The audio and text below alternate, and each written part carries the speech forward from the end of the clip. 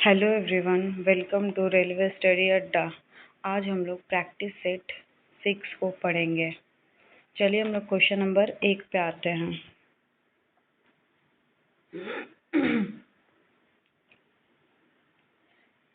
Question number 1, odometer एक ऐसा उपकरण है जिसका उपयोग गाड़ियों में खालिस्तान मापने के लिए किया जाता है। तो इसका ऑप्शन ए दिशा, ऑप्शन बी दूरी, ऑप्शन सी गंध, ऑप्शन डी गति। तो इसका सही आंसर है ऑप्शन बी दूरी। सॉरी,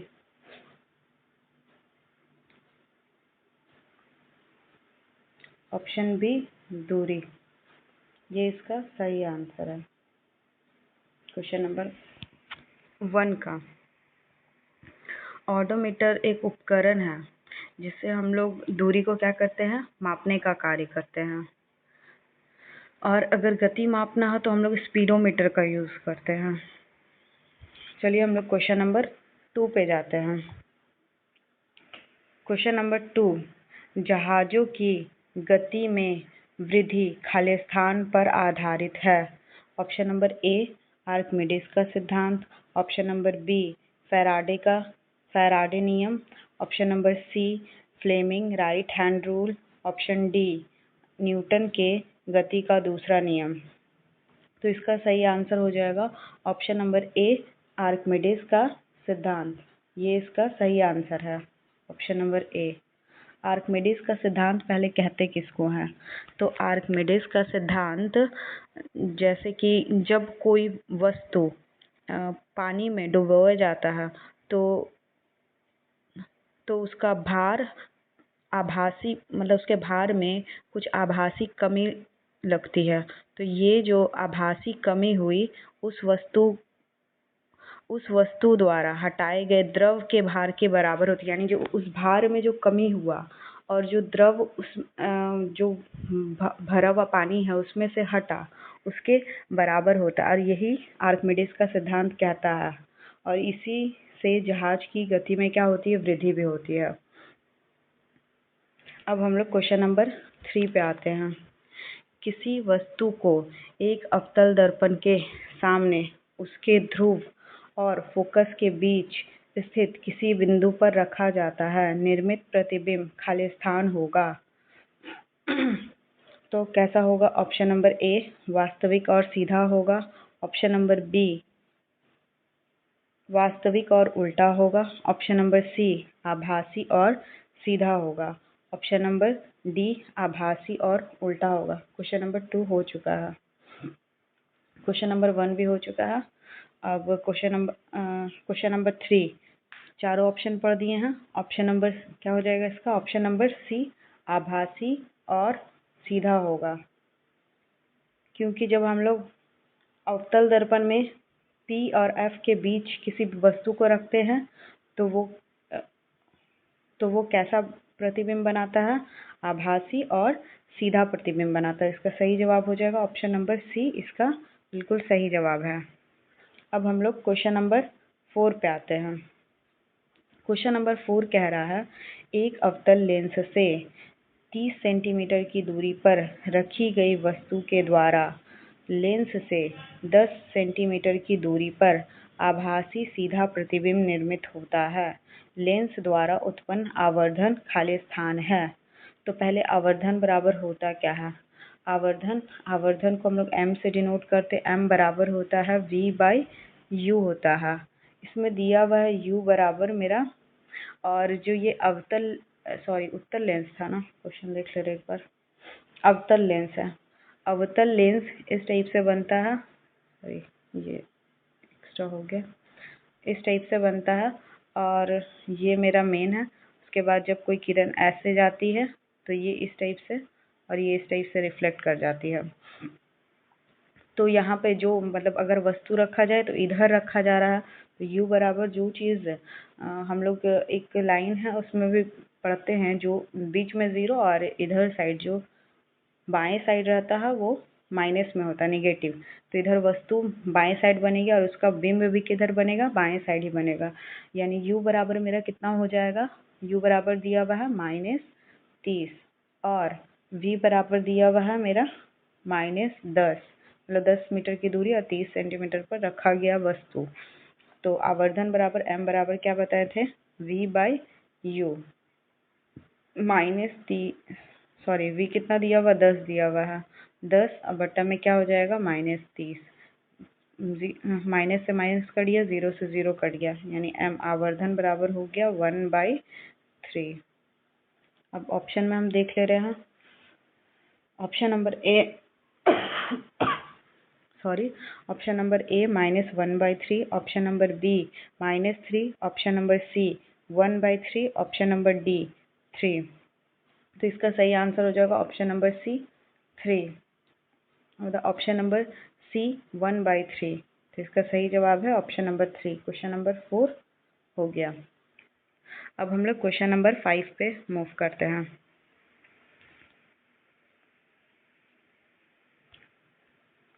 क्वेश्चन नंबर 5 में कह रहा है, कई प्रतिरोधों को समानांतर क्रम में संयोजित करने को इसमें से किसके समतुल्य माना जा सकता है।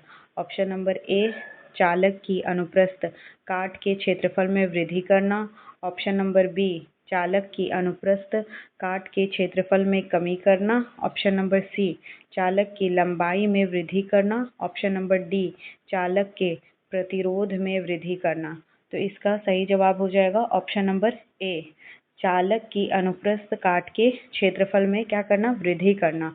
इसका सही जवाब है ऑप्शन नंबर ए, इसका बिल्कुल सही जवाब है। कई प्रतिरोध को जब हम लोग समानांतर में संयोजित करते हैं तो चालक का अनुप्रस्थ काट का क्षेत्रफल को अगर हम लोग वृद्धि करेंगे तो इसके क्या हो जाएगा, समतुल्य माना जाएगा।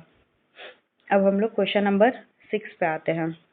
क्वेश्चन नंबर 6 कह रहा है, विद्युत प्रतिरोधकता की SI इकाई खाली स्थान है। Option A ohm metre, option B ohm, option C मेरा कूलॉम, ऑप्शन डी एम्पियर। तो विद्युत प्रतिरोधकता की SI इकाई होती है, option number A ohm metre होती है। ऑप्शन नंबर ए क्या होती है, ओम मीटर होती है। क्वेश्चन नंबर 6 भी क्या हो गया मेरा, कंप्लीट हो गया। अब हम लोग क्वेश्चन नंबर 7 पे चलते हैं। क्वेश्चन नंबर 7 कह रहा है, निम्नलिखित में से कौन सा उपकरण रासायनिक ऊर्जा को विद्युतीय ऊर्जा में परिवर्तित करता है। Option number A transformer, option number B battery, option number C electric generator, option number D पहिया। तो इसका सही जवाब हो जाएगा ऑप्शन नंबर बी बैटरी, इसका सही आंसर है। रासायनिक ऊर्जा को क्या कर रहा है, विद्युत ऊर्जा। बैटरी क्या करता है, विद्युत मतलब कि हम लोग में जो विद्युत धारा जो बहती है तो उसको क्या करता है, मतलब रासायनिक ऊर्जा को क्या कर रहा है, वो चेंज करने का काम कर रहा है। तो ये इसका ऑप्शन नंबर बी बिल्कुल सही आंसर है। अब हम लोग क्वेश्चन नंबर 8 पे आते हैं। क्वेश्चन नंबर 8 कह रहा है, कमानीदार तुला एक उपकरण है जिसका उपयोग सामान्यतः किसी वस्तु पर कार्य करने वाले खाली स्थान को मापने के लिए किया जाता है। ऑप्शन नंबर ए द्रव्यमान, ऑप्शन नंबर बी वेग, ऑप्शन नंबर सी बल, ऑप्शन नंबर डी संवेग। तो इसका सही आंसर है ऑप्शन नंबर सी बल, इसका क्या है, सही आंसर है। 8 का सही आंसर है ऑप्शन नंबर सी बल। कमानीदार तुला मतलब एक युक्ति है जिससे हम लोग वस्तु पर लगाए गए जो गुरुत्व बल होता है ना, भार जिसको कहते हैं, उसको मापने के लिए यूज़ करते हैं और कभी कभी बल को भी मापने के लिए यूज़ करते हैं। अब हम लोग क्वेश्चन नंबर 9 पे आते हैं। क्वेश्चन नंबर 9 कह रहा है, इनमें से कौन सा ऊतक त्वचा के नीचे और आंतरिक अंगों के बीच पाया जाता है। ऑप्शन नंबर ए वसा ऊतक, ऑप्शन नंबर बी पेशीय ऊतक, ऑप्शन नंबर सी तंत्रिका ऊतक, ऑप्शन नंबर डी उपकला ऊतक। तो इसका सही जवाब क्या हो जाएगा, ऑप्शन नंबर ए वसा ऊतक। सॉरी। ऑप्शन नंबर ए क्या हो जाएगा, वसा उत्तक इसका बिल्कुल सही आंसर हो जाएगा। ऑप्शन नंबर ए। 9 का 9 भी क्या हो गया, कंप्लीट हो गया मेरा। अब हम लोग क्वेश्चन नंबर 10 पे आते हैं। खाली स्थान का उपयोग वर्मी कंपोस्टिंग में किया जाता है। ऑप्शन नंबर ए फीता कृमियों, ऑप्शन नंबर बी गोल कृमियों, ऑप्शन नंबर सी केंचुओं, ऑप्शन नंबर डी चपटे कृमियों। तो इसका सही जवाब हो जाएगा ऑप्शन नंबर सी केंचुओं। ऑप्शन नंबर सी केंचुआ का उपयोग क्या चीज में किया जाता है, वर्मी कंपोस्टिंग में किया जाता है। वर्मी कंपोस्टिंग जो होता है वो पोषण पदार्थों से भरपूर एक उत्तम मतलब एक अच्छा जैव उर्वरक माना जाता है। ये केंचुआ के द्वारा वनस्पति एवं पौधे के कचड़े आदि को विघटित करने से बनाया जाता है। जो पौधा को और जो छोटा छोटा पौधा या फिर भोजन होता है उसको क्या कर देता है, विघटित कर देता, तोड़ देता, उससे बनता है। अब हम लोग क्वेश्चन नंबर 11 पे आते हैं। सामान्य स्वास्थ्य के लिए रक्त में पीएच की सीमा कितनी होनी चाहिए। ऑप्शन ए 6.35 से 6.45, ऑप्शन नंबर बी 5.35 से 5.45, ऑप्शन नंबर सी 7.35 से 7.45, ऑप्शन नंबर डी 8.35 से 8.45। तो इसका सही जवाब हो जाएगा ऑप्शन नंबर सी 7.35 से 7.45। कल हम पीएच स्केल का मान बताए थे किसका क्या होता है। अब कुछ पीएच का कुछ का वैल्यू याद रखना ज़्यादा ज़रूरी होता है, जैसे कि समुद्री जल का कितना होता है, समुद्री जल लिखने में हमको थोड़ा टाइम लग रहा है इसलिए बोलिएगा तो सिर्फ मुंह से हम बोल देंगे। समुद्री जल का 8.4 होता है, लार का 6.5 से 7.5 होता है, दूध का 6.4 होता है, शराब का 2.8 से 3.8 होता है, नींबू का 2.2 से 2.4 होता है, यानी नींबू ज़्यादा अम्लीय होता है। अब हम लोग क्वेश्चन नंबर 12 पे आते हैं। क्वेश्चन नंबर 12 में कह रहा है मानव शरीर का कौन सा अंग इलियम, श्रेणीखंड और जघन्नास्थि के मेल से बनता है। ऑप्शन नंबर ए जबड़ा, ऑप्शन नंबर बी नितंब अस्थि, ऑप्शन नंबर सी कपाल, ऑप्शन नंबर डी पाद। तो इसका सही जवाब हो जाएगा ऑप्शन नंबर बी नितंब अस्थि। इसका क्या है सही आंसर, नितंब अस्थि है। नितंब अस्थि कहाँ पर के हड्डी को बोलेंगे, तो जांघ पर का जो हड्डी होता है ना, तो उसको बोलेंगे नितंब अस्थि।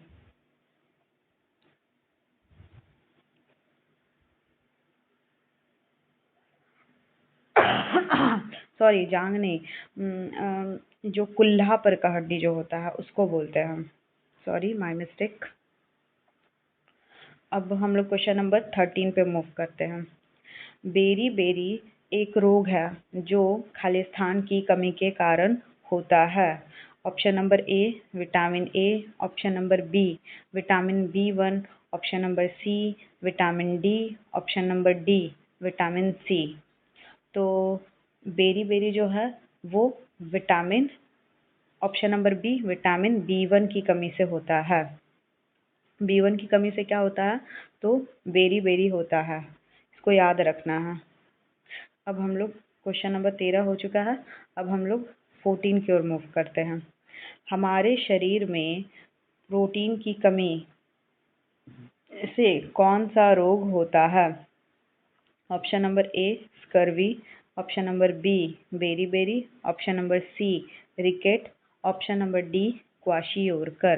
तो इसका सही जवाब हो जाएगा option number D kwashiorkor. Option number D क्या हो जाएगा, क्वाशियोरकर होता है। प्रोटीन की कमी से क्वाशियोरकर होता है और ये ज़्यादातर छोटे बच्चों में पाया जाता है। दो रोग होता है, एक क्वाशियोरकर, एक मैरस्मस नाम का रोग होता है। अब हम लोग क्वेश्चन नंबर 15 पे आते हैं। क्वेश्चन नंबर 15 में कह रहा है निम्न में से कौन जिम्नोस्पर्म है? क्वेश्चन नंबर ए काई या मॉस जिसको कहते हैं, ऑप्शन नंबर बी चीड़, ऑप्शन नंबर सी आम, ऑप्शन नंबर डी फर्न। तो कल बताए थे जिम्नोस्पर्म को ही कहा जाता है, अनावृत बीजी भी कहा जाता है। तो इसका एग्जाम्पल है जिम्नोस्पर्म का, यानी सबसे अच्छा एग्जाम्पल हो गया ऑप्शन नंबर बी चीड़। चीड़ का पौधा होता है जिसके मतलब कि आवरण नहीं होता है। सभी को याद रहेगा। अब हम लोग अगले क्वेश्चन पे मूव करते हैं।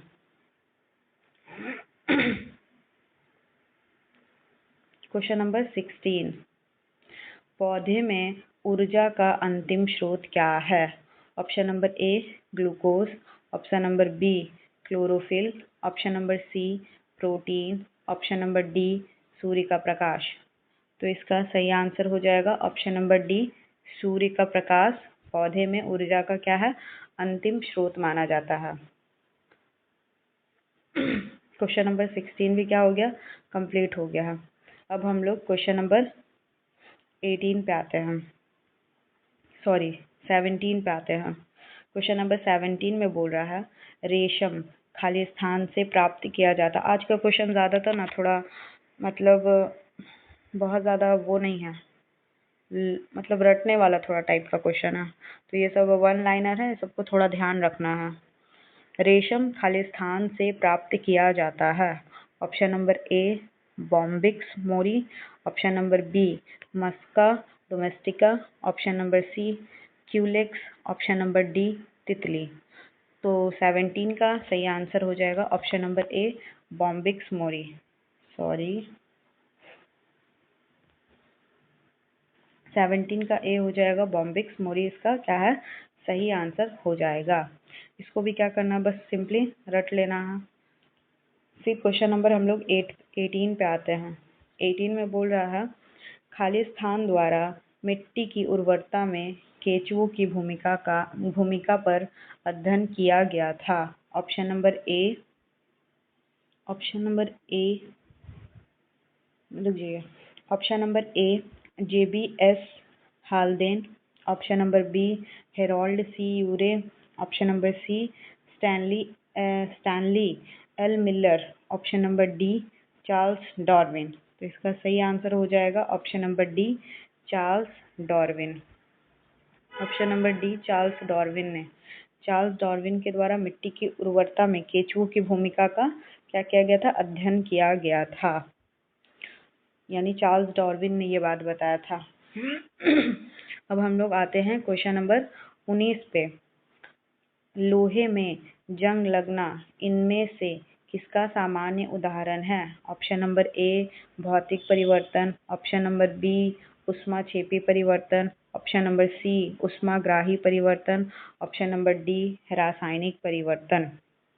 तो इसका सही आंसर हो जाएगा ऑप्शन नंबर डी रासायनिक परिवर्तन, क्योंकि रासायनिक परिवर्तन हो रहा है तभी उसमें क्या हो रहा है, जंग लग रहा है। वापस से हम लोग वैसा लोहा जो एकदम प्योर लोहा था वैसा वाला हम लोग प्राप्त नहीं कर पाएंगे। तो इसीलिए क्या आंसर हो जाएगा ऑप्शन नंबर डी। और कल ही बताए थे रासायनिक परिवर्तन किसको कहते हैं, वैसा परिवर्तन जिसको हम लोग पुनः प्राप्त नहीं कर सकते हैं। एग्जाम्पल भी दिए थे जैसे दूध से दही का बनना। अब हम लोग क्वेश्चन नंबर 20 पे आते हैं। कौन सा तत्व ना तो धातु है और ना ही अधातु है? Option number A phosphorus, option number B germanium, option number C magnesium, option number D aluminium. तो इसका सही आंसर हो जाएगा ऑप्शन नंबर बी जर्मेनियम। और एक दो याद कर लीजिए जो अधातु के श्रेणी में सॉरी अधातु बोल रहे उपधातु, इसको उपधातु कहा जाता है। ये ना तो धातु होता है और ना ही इसमें अधातु वाला गुण पाया जाता है, इसमें दोनों प्रकार का गुण मिक्स रहता है। एक आख एग्जाम्पल हो जाएगा आपका आर्सेनिक भी क्या है, उपधातु है। और आर्सेनिक के बाद हो जाएगा सिलिकॉन भी क्या है, उपधातु है। अब हम लोग क्वेश्चन नंबर 21 पे आते हैं। क्वेश्चन नंबर 20 मेरा कंप्लीट हो गया है। क्वेश्चन नंबर 21 खाली स्थान विद्युतीय तटस्थ और कमजोर सूक्ष्माणु पर परस्पर प्रभाव है। Option number A neutrino, option number B positron, option number C electron, option number D proton. तो इसका सही आंसर हो जाएगा ऑप्शन नंबर ए न्यूट्रोनो। क्या हो जाएगा, इसको भी थोड़ा रटना ही है। ऑप्शन नंबर ए न्यूट्रोनो। न्यूट्रोनो और न्यूट्रॉन दोनों अलग अलग होता है। न्यूट्रॉन जो होता है परमाणु के नाभिक में पाया जाता है, जबकि न्यूट्रोनो नाभिक में नहीं पाया जाता है। स्वतः मतलब एक तरह से फ्री रहता है। और सॉरी, बस ये चीज़ को ध्यान में रखिएगा। अब हम लोग क्वेश्चन नंबर 22 पे मतलब 22 पे आते हैं। किस तत्व के परमाणु में उपस्थित इलेक्ट्रॉन की संख्या इसके खाली स्थान के बराबर होती है? ऑप्शन नंबर ए परमाणु क्रमांक, ऑप्शन नंबर बी इलेक्ट्रॉन बंधुता, ऑप्शन नंबर सी परमाणु भार, ऑप्शन नंबर डी समतुल्य भार। तो इसका सही जवाब हो जाएगा ऑप्शन नंबर ए परमाणु क्रमांक। लेकिन ये हमेशा नहीं होता है। जब इलेक्ट्रॉन का त्याग और ग्रहण होता है तब वहाँ पे मतलब इलेक्ट्रॉन की संख्या परमाणु क्रमांक की संख्या के बराबर नहीं होती, पर ज़्यादातर हम लोग इलेक्ट्रॉन की संख्या को देखा जाएगा परमाणु क्रमांक के बराबर ही देखा जाएगा। तो इसका सही जवाब ऑप्शन नंबर ए परमाणु क्रमांक है। 22 का सही जवाब है। अब हम लोग क्वेश्चन नंबर 23 पे आते हैं। 23 में हो जाएगा फॉस्फोरस के एक परमाणु में कितने संयोजी इलेक्ट्रॉन होते हैं? Option number A 4, option number B 3, option number C 2, option number D 5।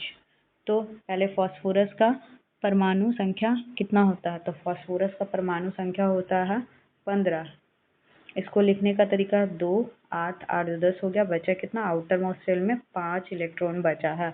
जो बचा वही क्या हो जाता है? संयोजी इलेक्ट्रॉन हो जाता है। तो इसका सही आंसर क्या हो जाएगा? ऑप्शन नंबर डी 5 इसका सही आंसर है क्वेश्चन नंबर 23 का। अब हम लोग अगले क्वेश्चन पे मूव करते हैं। क्वेश्चन नंबर 24, निम्नलिखित में से कौन से विलयन का पीएच मान न्यूनतम होगा? उस समय 3-4 बताए थे, उसमें से एक आप लोग को याद होगा हो सकता है। ऑप्शन नंबर ए नींबू का रस, ऑप्शन नंबर बी शुद्ध जल, ऑप्शन नंबर सी रक्त, ऑप्शन नंबर डी डिटर्जेंट। तो इसका सही आंसर हो जाएगा ऑप्शन नंबर ए नींबू का रस, जो क्या होता है पीएच मान जिसका क्या होता है बहुत निम्नतम होता है।